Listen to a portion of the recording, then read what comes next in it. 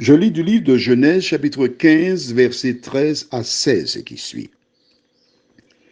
Et l'Éternel dit à Abraham, sache que tes descendants seront étrangers dans un pays qui ne sera point à eux. Ils y seront asservis, et on les opprimera pendant 400 ans. Mais je jugerai la nation à laquelle ils seront asservis, et ils sortiront ensuite avec de grandes richesses. Toi, tu iras en paix vers tes pères. Tu seras enterré après une heureuse vieillesse. À la 4e génération, ils reviendront ici, car l'iniquité des Amoréens n'est pas encore à son comble. Prions.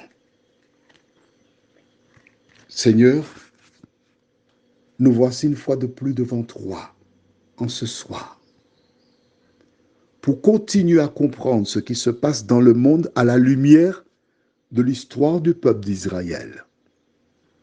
Merci de nous diriger toi-même dans la compréhension de ta parole, nous t'en prions.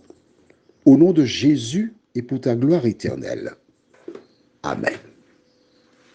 Depuis le 6 janvier, nous sommes sur ces mêmes références de Genèse 15, versets 13 à 16. Vois-tu comment la Bible est riche? Dieu déclara à Abraham, ils sortiront. Ils sont entrés et ils sortiront. Je m'adresse à toi, qui à un moment donné dans ta vie, tu t'es détourné de l'Éternel. Des démons ont pris possession de ton corps. Mais en m'appuyant sur l'homme de Gadara, dans Marc chapitre 5, au nom de Jésus, les démons sortiront. Lorsqu'une femme est enceinte, un jour j'ai eu l'occasion d'échanger avec un gynécologue africain. Je lui ai posé une question, mais qu'est-ce qui déclenche l'accouchement? Et cet homme humble me répondit, nous sommes en mesure de voir l'évolution du bébé dans le sein de sa mère,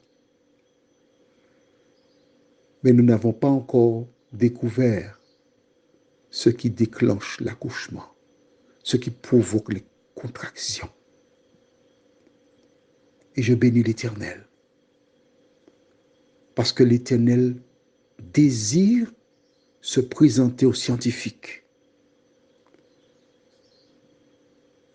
L'Éternel veut leur parler,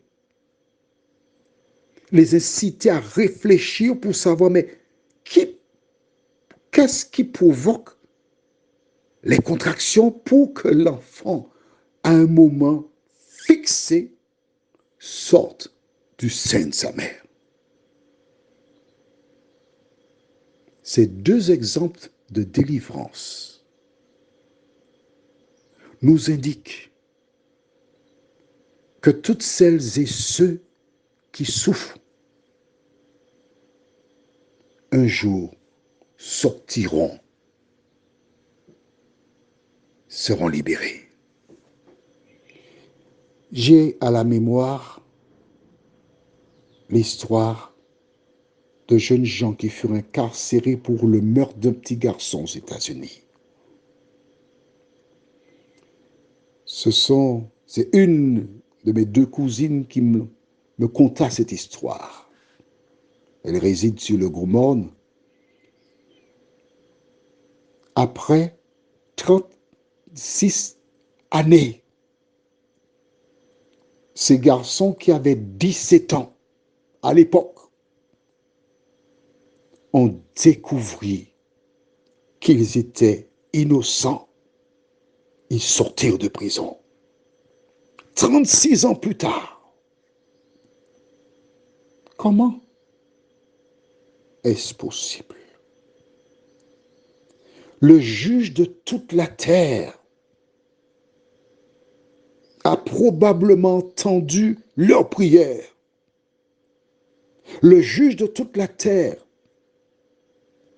a probablement entendu les prières de leur famille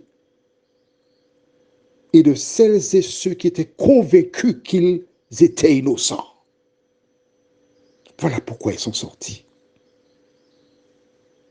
Mais en ce qui nous concerne, l'Éternel des armées, en son temps, libère toutes celles et ceux qui souffrent d'injustice et qui se tournent vers lui. Mais la libération, la seule, la grande, c'est le jour où Jésus paraîtra dans le ciel, où les riches, les esclavagistes, iront vers les montagnes, les rochers, les cavernes pour se cacher. Le jour où les morts en Christ ressusciteront premièrement, vêtus d'incorruptibilité, et où les saints vivants seront transformés en un instant, en un clin d'œil, pour être transportés sur les nues dans le ciel à la rencontre du Seigneur.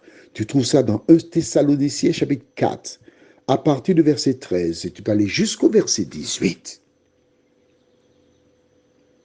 Un jour, notre libérateur viendra.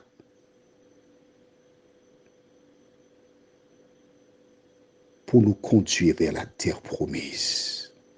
Prions ensemble. Notre Dieu, notre Père,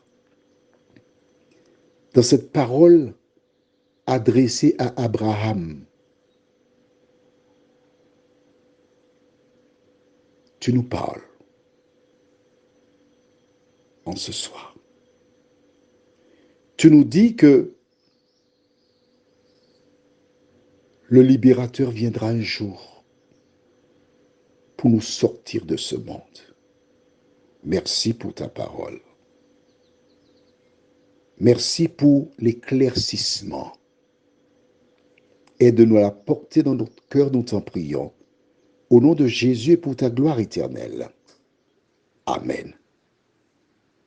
Je te souhaite une bonne nuit et que l'Éternel continue de veiller sur toi.